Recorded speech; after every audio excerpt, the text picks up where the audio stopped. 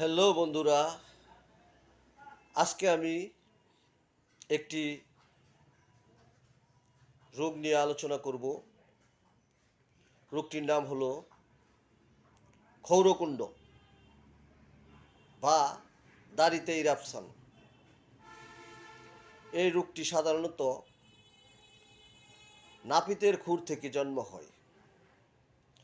দূষিত খুর দ্বারা দাড়ি কামানোর ফলে দাড়ির গোড়ায় এক প্রকার দাঁতের মতো উদ্ভিদ সৃষ্টি হয়। ইহাকে ক্ষৌরকুণ্ড বলে। ক্ষৌরকুণ্ডতে হোমিওপ্যাথিক মতে কয়েকটি মেডিসিন ব্যবহারের বিষয়ে কথা বলবো।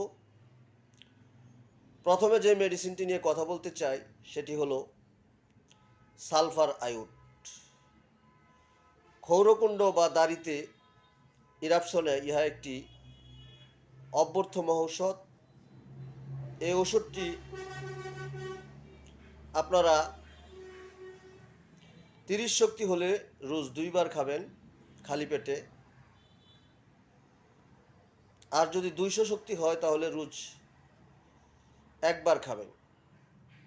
পুরাতন হলে উচ্চ শক্তি প্রয়োজন হতে পারে।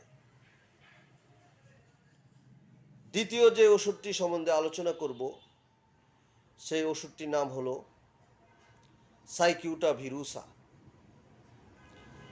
দাড়িতে গোফে ক্ষৌরকুণ্ড চুলকায়, রস পড়ে এবং ক্ষতের উপরে মামরি পড়ে। এই লক্ষণ যদি থাকে তাহলে সাইকিউটা ভিরুসা ওষুধটি 30 পটেন্সি রোজ 2 বার খাবেন খালি পেটে। 200 পটেন্সি ওষুধটি রোজ 2 বার খালি পেটে খাবেন। পরবর্তীতে যদি রোগটি শেষ না হয় তাহলে উচ্চ শক্তি পর্যন্ত ব্যবহার করতে পারবেন। তৃতীয় যে ওষুধটি সম্বন্ধে আলোচনা করব সেই ওষুধটির নাম হলো টেলোরিয়াম। ক্ষৌরকুণ্ডের ইহা উত্তম একটি ঔষধ। এই ওষুধটি 30 শক্তি রোজ সকালে এবং রাত্রে 2 বার খালি পেটে। 200 শক্তি হলেও সকালে ও রাতে খালি পেটে খাবেন।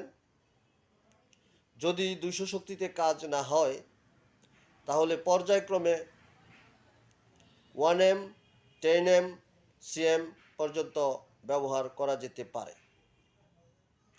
আপনারা যদি নিজে নিজে ওষুধ কিনে খেতে চান তাহলে পার্শ্ববর্তী কোনো হোমিও দোকান থেকে ভালো মানের ওষুধ কিনে 30 শক্তি হলে 3 ফুটা করে সকাল ও রাতে আধা কাপ জলের সাথে মিশিয়ে খাবেন খালি পেটে। 200 শক্তি হলে আধা কাপ জলের সাথে 4 ফুটা ওষুধ মিশিয়ে রোজ 2 বার খালি পেটে খাবেন।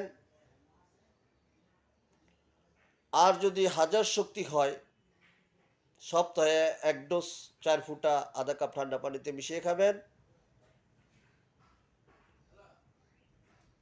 এবং আরেকটা কথা বলে রাখি, হোমিওপ্যাথিক ঔষধ ব্যবহার নিজে নিজে না করাই উত্তম। প্রয়োজন হলে আপনার নিকটস্থ অভিজ্ঞ হোমিওপ্যাথিক ডাক্তারের সাথে পরামর্শ করে চিকিৎসা নেবেন। আমার এই চ্যানেলটি